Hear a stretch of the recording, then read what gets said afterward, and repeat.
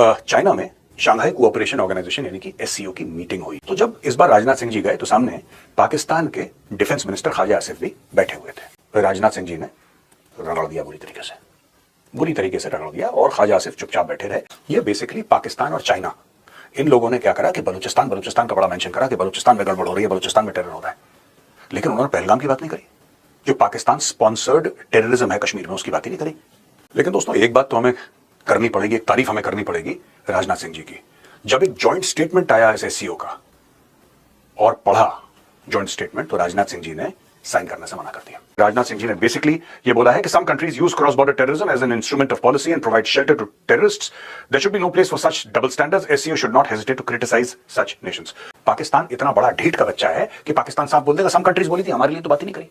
हम क्यों अपसेट हो इस चीज को लेकर, हमारे लिए थोड़ा ना बोला है। तो पाकिस्तान सम कंट्रीज फिर नहीं बोलना चाहिए, हमें बोलना चाहिए पाकिस्तान। मुंह के सामने बोलो Khawaja Asif you belong to terrorist countries, के मुंह पर बोलो। अगर ऐसे नहीं बोलना है, ये डिप्लोमेटिकली करेक्ट नहीं है, तो कम से कम ये बोलिए कि पाकिस्तान ने टेररिज्म को बढ़ावा दिया और पाकिस्तान जो है पैसा लगाता है, अपनी फौज का इस्तेमाल करता है, अपनी आईएसआई का इस्तेमाल करता है भारत के अंदर आतंकवाद फैलाने के लिए। ये राजनाथ सिंह जी ने नहीं बोला, ये मेरा एनालिसिस है। खैर स्ट्रॉन्ग स्टेटमेंट था राजनाथ सिंह जी का, और राजनाथ सिंह जी ने साफ दो टूक शब्दों में बोल दिया कि साहब ये देखिए सारे देशों को मिलकर इसको कम से कम कंडेम करना चाहिए। ऐसा नहीं कि पाकिस्तान से कोई गलती हुई है, पाकिस्तान ने जानबूझ के करा है, 10 बार सोच के करा है, प्लान के तहत करा है, पैसे डाल के किया है। उनकी पूरी गवर्नमेंट उसमें इन्वॉल्व है, उनकी फौज उसमें इन्वॉल्व है। हमें ये अपना पूरा जो तरीका है इस चीज को एड्रेस करने का, मुझे ऐसा लगता है as a citizen of India हमें चेंज करना पड़ेगा। If you are calling out Pakistan, please call out Pakistan directly. Some countries बोल के काम नहीं चलता कि आप एससीओ में जाएं और आप मना कर दें कि आप जॉइंट डिक्लेरेशन साइन ही नहीं करेंगे, बाढ़ बजाओ नहीं करते।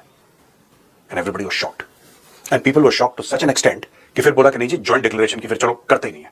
वो पूरा मामला ही सिंक हो गया। शंघाई कोऑपरेशन समिट में होने वाली पाकिस्तान की कामयाबी को पाकिस्तानियों ने उतना सेलिब्रेट नहीं किया जितना भारतीयों ने उस पर रोना डाला हुआ है। हालांकि पाकिस्तान को ज़्यादा सेलिब्रेट करना चाहिए था, क्योंकि पाकिस्तान की ये बहुत बड़ी कामयाबी इस तरह थी कि पहली दफ़ा ऐसा हुआ है कि भारत एलामिया छोड़कर भागा है।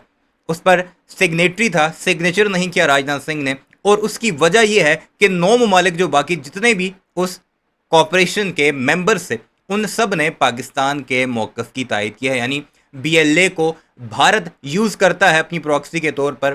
ख़ासकर जाफर एक्सप्रेस के वाक़े का उसमें जिक्र किया गया, जबकि भारत की ये कोशिश थी कि किसी तरह पहलगाम वाक़े को उसमें डालकर पाकिस्तान पर जिम्मेदारी डाली जा सके, लेकिन वो उसमें नाकाम रहा। और जब फाइनल एलामिया राजनाथ सिंह के सामने आया तो उसे पढ़कर वो हक्का बक्का रह गया कि ये हमारे साथ आखिर गेम क्या हुई है। बहरहाल इस सारे मामले पर बाकी सारे मुल्क एक तरफ थे और भारतीयों ने उस पर अभी तक रोना डाला हुआ है। खासकर मेजर गौरव वारिया इस पर क्या कुछ कह रहा है। आज की इस वीडियो में आपको वही सब कुछ दिखाते हैं जिसे देखकर आप काफ़ी महसूस होंगे कि पाकिस्तान की फॉरेन पॉलिसी कितना बेहतर कर रही है और भारत को किस तरह पे दर पे नाकामियाँ हो रही हैं, चाहे रशिया हो, अमेरिका हो या फिर चाइना समेत दुनिया के बाकी ममालिक को। तो वीडियो देखते हैं, कमेंट सेक्शन में अपनी राय का इज़हार ज़रूर कीजिएगा, वीडियो को लाइक कीजिएगा और चैनल सब्सक्राइब नहीं किया तो ऐसी वीडियोस के लिए उसे भी ज़रूर सब्सक्राइब कीजिएगा। दोस्तों चाइना में शंघाई कोऑपरेशन ऑर्गेनाइजेशन यानी कि एससीओ की मीटिंग हुई, तो अलग अलग देश आए। भारत भी एससीओ का मेंबर है और भारत बड़ी मजबूती के साथ इसमें पार्ट लेता है।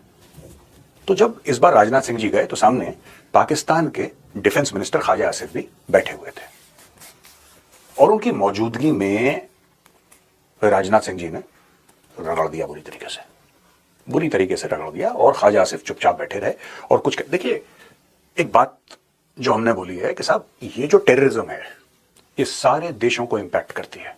अगर चीन को ऐसा लगता, ये राजनाथ सिंह जी ने नहीं बोला, ये मेरा एनालिसिस है, राइट। उनका बयान मैं आपको बता चुका हूं। राजनाथ सिंह जी ने बेसिकली ये बोला है कि some countries use cross border terrorism as an instrument of policy and provide shelter to terrorists. There should be no place for such double standards. SCO should not hesitate to criticise such nations. मैं ना 2-3 चीजें बता देता हूं जो उन्होंने statement दिया है राजनाथ सिंह जी ने, उसके प्रोज क्या है, उसके कॉन्स क्या है, मैं दोनों आपको समझा देता हूं। क्योंकि देखिए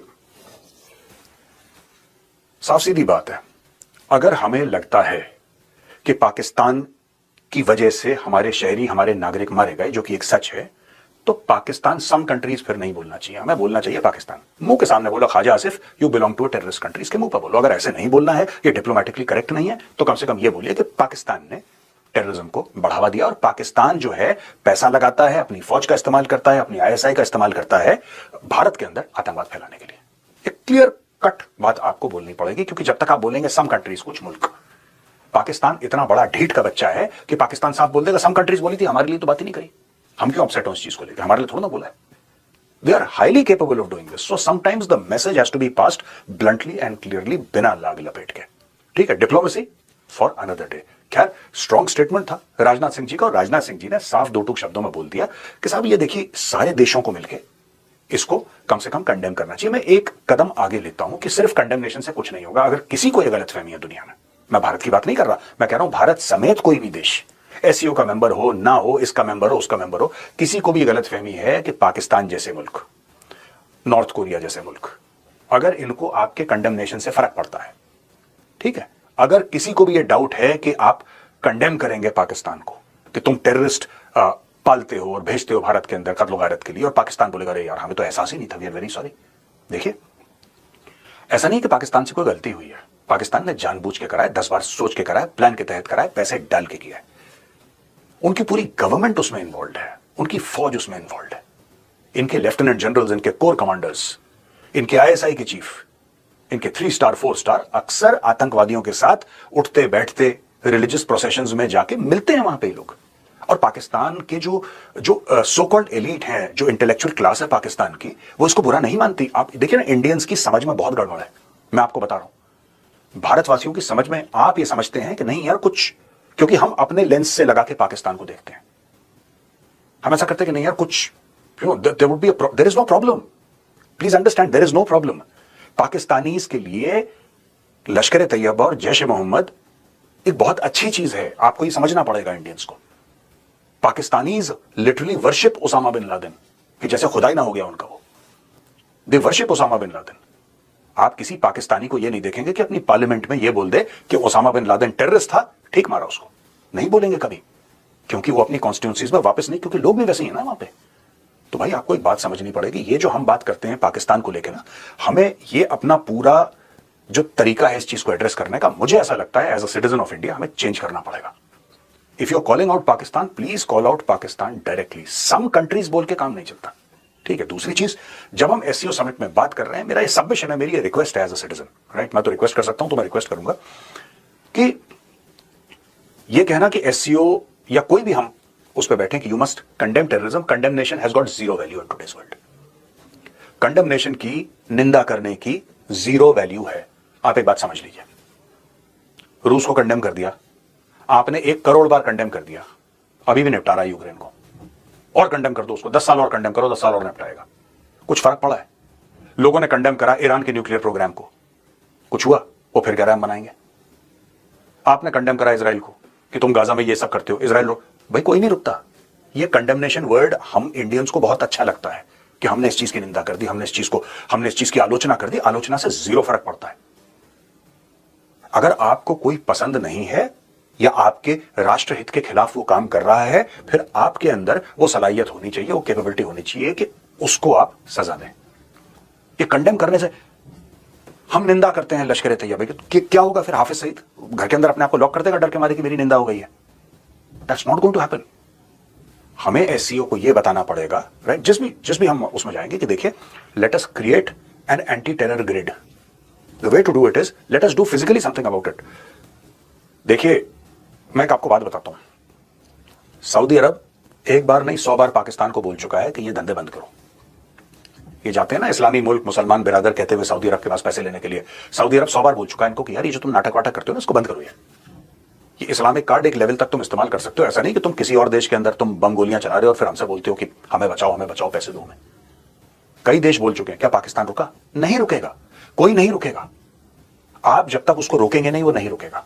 और मुझे लगता है कि यहां पे रादर देन सेइंग कि एससीओ शुड कंडेम, माना कि एससीओ ने एक जॉइंट डिक्लेरेशन, मैं कहता हूं अल्टीमेट चीज हो गई, मजा ही आ गया, अब बल्ले बल्ले हो गई. एससीओ ने एक कागज निकाला और सारे लोगों ने हस्ताक्षर किया, सबने साइन करा. उसमें क्या साइन करा? इसमें साइन ये करा कि भाईजान हम कंडेम करते हैं पाकिस्तान को, हम पाकिस्तान को बुरा कहते हैं, हम ये कहते हैं कि पाकिस्तान ने लश्कर ए तैयबा, जैश ए मोहम्मद, 26/11, पार्लियामेंट अटैक, अक्षरधाम, पंजाब की खालिस्तानी टेररिज्म, कश्मीर में terrorism, 1993 bomb blasts, right, Kargil, ये सब पाकिस्तान ने जो करा ये गलत करा, नहीं करना चाहिए.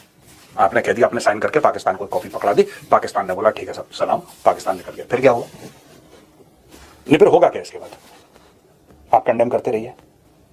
देखिए, जो पाकिस्तान के 2 चेहरे हैं. सबसे पहले मैं तो पाकिस्तान को इतना पढ़ चुका हूं इतना पाकिस्तान के बारे में मैंने रिसर्च कर चुका हूं कि मैं समझता हूं उनकी मानसिकता, जो उनकी जहनियत है मैं अच्छी तरीके से समझता हूं, और अगर किसी को नहीं समझ में आ रही मुझसे पूछ ले, मैं बता दूंगा। पाकिस्तान में दो चेहरे हैं, एक पॉलिसी बनाने के लिए और एक जूता खाने के लिए। ठीक है, जो पॉलिसी बनाता है उसका नाम आसिम मुनीर है, जो जूता खाता है उसका नाम शहबाज शरीफ है। ये दो अलग अलग चीजें और इनमें कोई मेल नहीं है। ये मालिक है, ये नौकर है। पहले ये बात आप क्लियर कर लीजिए। अब दूसरी बात मैं आपको बताता हूं। ठीक है, एक छोटा सा उदाहरण देता हूं आपको। जब डोनाल्ड ट्रंप के साथ खाने पे बुलाया गया तो किसको बुलाया गया? आसिम मुनीर को। ठीक है, आसिम मुनीर को बुलाया और आसिम मुनीर के साथ पूरी पॉलिसी डिस्कस करी गई कि ये करेंगे, तुम इस तरीके से दगा दोगे, हम इतना पैसा देंगे, सारी की सारी डील सेट हो गई। और दगा देने के हफ्ते भर बाद एशियन डेवलपमेंट बैंक ने बोला कि $350 मिलियन हम पाकिस्तान को दे रहे हैं। तो जिस चीज के लिए गया था, जो खाना उसने खाया था, खाने का सब कुछ हो गया, सब कुछ सेट हो गया। ठीक है ना, ये आसिम मुनीर है। जब आपको कंडेम करना है अमेरिका को कि भाई अमेरिका ने गलत काम करा है बहुत, आपने अमेरिका को यह कहना है कि यार तुमने ठीक काम थोड़ा ना करा, जो तुमने उनके वो नतांज में और इस्फहान में और वो फोर्डो में तुमने बम डाल दिए और उनके न्यूक्लियर प्रोग्राम को तुमने डैमेज कर दिया काफी हद तक। इसको कंडेम करने के लिए आसिम मुनीर खाना तो आसिम मुनीर ने खाया था। खाना किसने खाया था? आसिम मुनीर ने खाया था ना। तो जब आसिम मुनीर ने खाना खाया था, क्या आसिम मुनीर को वो चीज कंडेम नहीं करनी चाहिए थी? खाना खाने तो वही गया था भाई, नेशन को तो वही रिप्रेजेंट कर रहा था। इस पूरे मामले में जो ईरान का मामला है वही रिप्रेजेंट कर रहा था। शहबाज शरीफ तो कोई पिक्चर में नहीं था। लेकिन जब यूएस को कंडेम करने की बात आई तो चुपचाप से बेसिकली क्या हुआ कि इन्होंने बोल दिया कि हम कंडेम करते हैं। किसने करा? नेताओं ने। और पहले ही पाकिस्तान ने अमेरिका को बता दिया कि हमारे नेता कंडेम करेंगे तुम्हारे एक्शंस। इनकी दो कौड़ी की वैसे भी औकात नहीं है, इनको पाकिस्तान में कुत्ता नहीं पूछता, तो ये कंडेम करेंगे तो तुम इनको हल्के में लेना, भाग यहां से। कहानी खत्म हो गई। तो पाकिस्तान के दो चेहरे हैं दोस्तों, राइट। एक है जिसकी पूरी अथॉरिटी है लेकिन इसकी रिस्पॉन्सिबिलिटी कोई नहीं है, इसका नाम है आसिम मुनीर। और एक बंदा है जिसकी रिस्पॉन्सिबिलिटी पूरी है, अथॉरिटी इसके पास कुछ नहीं है, इसका नाम है शहबाज शरीफ।